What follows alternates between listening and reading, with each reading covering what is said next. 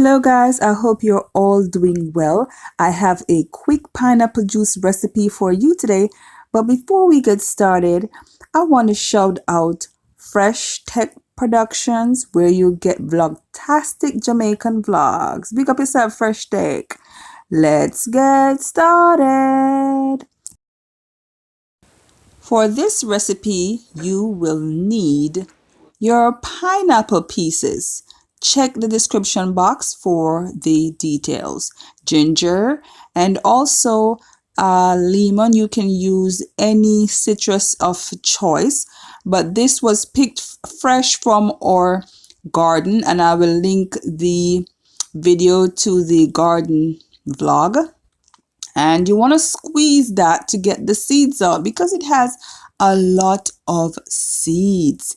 You want to double sieve it, and then you're going to add your water and some sugar, and of course you're going to blend on high until it is very smooth, guys. Very smooth consistency we're looking for.